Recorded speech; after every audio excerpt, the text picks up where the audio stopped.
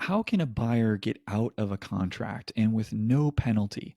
No penalty meaning all earnest money is returned to the buyer. Now, while there's no penalty to the buyer in these circumstances, there's obviously penalty to you and your seller. Massive penalties, actually. The most significant, the listing is taken off the market. There are a number of inherent costs that come with taking a property off the market. In the mind of a seller, when you take your property off the market and move it to an under agreement status, you're moving forward in good faith with the expectation that you have a qualified buyer that is also working in good faith toward the eventual purchase of the property. There are, however, bumps along the road in any real estate transaction, and it's important for you as an agent to know what those are, when they typically occur, and to set expectations, inform your client, guide them with excellence and integrity. We'll also share some tips on how to protect yourself, how to buffer against a transaction falling apart. And we'll do that with some real world examples. And it's the goal of this module to both arm you in the moment, but perhaps more importantly, to proactively prepare to give yourself the best shot at never running into these transaction roadblocks in the first place. There are three major mile markers that can cause a real estate transaction to fall apart, and that also represent a penalty-free exit ramp out of the transaction for a buyer.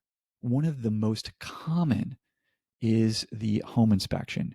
Nearly all offers to purchase include a property inspection contingency. We reviewed this already, so it's not a surprise, but let's unpack this topic a little bit further. A buyer has the ability to conduct an inspection, most oftentimes at their expense, and have their offer contingent on the outcome of the inspection should the buyer document and write that into their offer using the inspection contingency. If a buyer does not opt to include an inspection contingency, that in effect makes that offer cleaner and stronger. So if you had two offers on a listing, one had an inspection contingency and the other did not, all other things being equal, you'd opt for the offer without the contingency because that deal is less risky for your seller.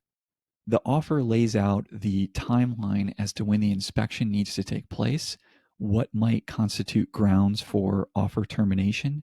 Anecdotally, this is oftentimes a monetary value, and by what date a buyer must inform the seller in writing of any termination. Issues that come up out of the inspection are typically dealt with or negotiated prior to signing the purchase and sale agreement and documented in writing in that contract.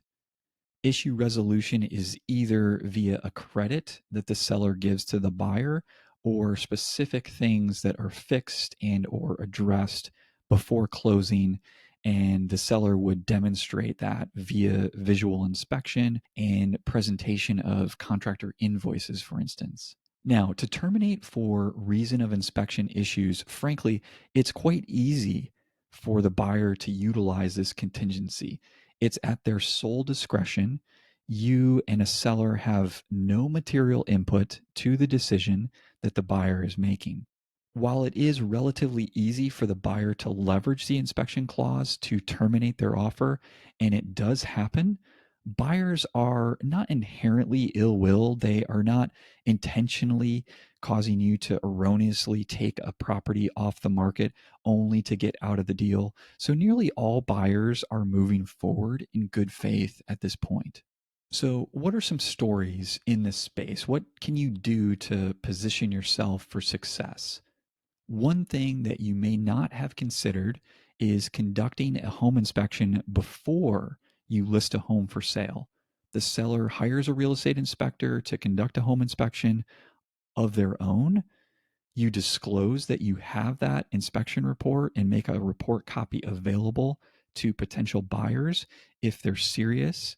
Assuming that the seller had a home inspection done when they purchased the property And if they purchased the property more than 5 years ago, it may be a good investment at anywhere from $300 to $600 to get an inspection of your own. The thought here is that the buyer's inspection is going to yield the same issues. Why not address them, or at a minimum, know that they're there ahead of time? Allow them to be revealed to you so it's not a surprise when you have an offer in hand, it's accepted, and you move to a property inspection. And here's the other thing. Every inspection is going to yield issues and or punch list items, even new construction. And if you think about that, and this is subtle, what's important is that the buyer knows that every inspection is going to expose issues. The buyer needs to know that up front. And you should be appropriately working that into the language that you use with the buyer's agent or the buyer directly if they're not represented by a licensed professional. Don't assume you're working with a seasoned agent who knows what expectations to set with their client, and especially take action on this area if you're working with an unrepresented buyer, one that does not have a buyer's agent. This could be the first home they've ever purchased. And when they see all the things that come back on the inspection report, which, as we discussed, are bound to be there, that buyer could immediately be overwhelmed, get cold feet, and enact the inspection contingency to terminate their offer and get their earnest money back. Now, moving on, what are the other contingencies prior to the purchase and sale agreement signing? These may include condominium documents and corresponding budgets if we're talking about a condominium or a property that's part of a homeowners association with an HOA. A buyer's offer could similarly have radon, pest, lead paint, state specific septic system contingencies. And some clients may add a mold inspection contingency as an additional rider to their offer to purchase. It's much more rare to see a buyer exit a transaction by invoking one of these contingencies. Your best defense here is to be prompt in your response to requests for information. For instance, immediately upon offer acceptance, you should facilitate sharing of the seller's real estate attorney's contact information with the buyer and buyer's agent. If you're listing a condominium, furnish copies of condo docs, budgets, HOA information, and the like. Don't wait to pull all that information together. Have that ready up front when you list the home for sale. Time is of the essence in real estate transactions, and also real estate deals can move extremely fast. They can come together quickly, but at the very same time, they can fall apart quickly. Now, what is the third point at which a buyer can exit a transaction and get all of their earnest money back? You may have guessed it, it's the mortgage contingency, which is critical. The loan commitment deadline is one, if not the most important deadline in the transaction, if a buyer is utilizing financing, of course. This is the buyer's lender committing to good and sufficient funds provision at the closing table, and for a seller represents the last significant hurdle in a transaction. At this point in the transaction, you're deep into the life cycle of a deal. Your property has been off the market, most oftentimes for weeks. So it would be a significant setback if a buyer walked away at this point. Now, the provisions of the mortgage contingency do allow the buyer to terminate the agreement to recoup all of their earnest money, both the $1,000 initial earnest money deposit made at the time of offer acceptance, along with the additional deposit made at the time of purchase and sale agreement signing. Hopefully, this is coming full circle for you, and you can now see why an all cash deal is extremely attractive and strengthens the power of an offer, given it significantly de risks the transaction. Financing lengthens a deal considerably, and with more time comes more complexity and more exposure for issues to arise. You may have heard the phrase time kills all deals, and it's definitely applicable here as well. One of the ingredients that go into getting to a successful bank commitment letter and satisfaction of the mortgage contingency is an appraisal. All banks are going to conduct a property appraisal to ensure that the value on which they are extending the loan is actually worth it. There may be situations where you're dealing with a low appraisal. Now, that's a big red flag, admittedly. However, at this point in a transaction, all parties are usually moving forward in good faith. So you don't have to solely shoulder the burden that a low appraisal puts onto the situation. There are things you can do to help. You're going to want to take a look at, does your purchase price make sense? Is it based on comparable sales?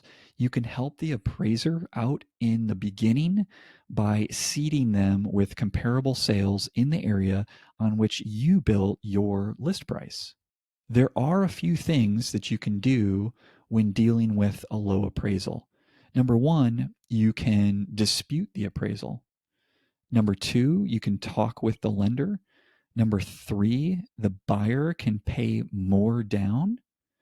Number four, the seller and the buyer can renegotiate in essence.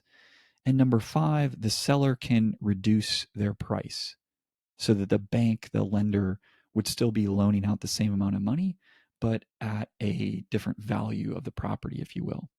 One thing that does happen in certain markets is that buyers will write into their offers that they will make up the difference with their own funds if the appraisal does not match the purchase price.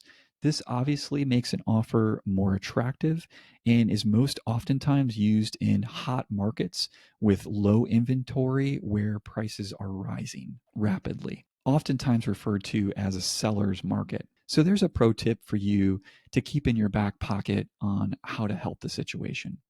All that being said, it's best to have your eyes wide open as it relates to these three specific points in the transaction where a buyer can get out of the deal with no penalty to them. Hopefully, the insight shared will both make you more aware and also arm you with how to deal with the situation in the moment and proactively in advance as well. Before we close out this module, I wanted to share some important advice with you, tactics on how to best bounce back after a buyer exits a transaction at one of these off ramps. And this is a personal story.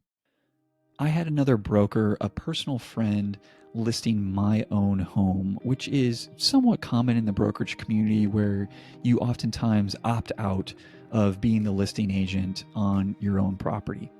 My home fell out of contract due to the buyer invoking the inspection contingency, which is terribly frustrating. However, we had conducted open houses and we were diligent and thorough in building our contact database of buyers specifically interested in the property.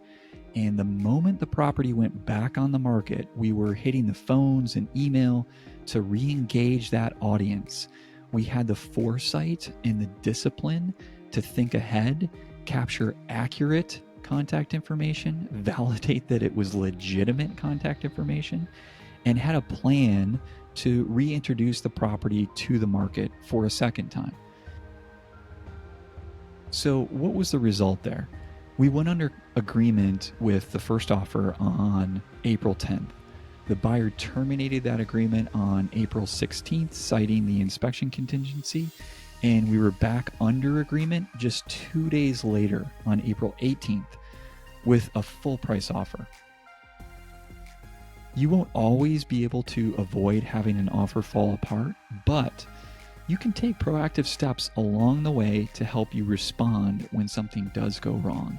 And that's ultimately part of bringing value to your seller.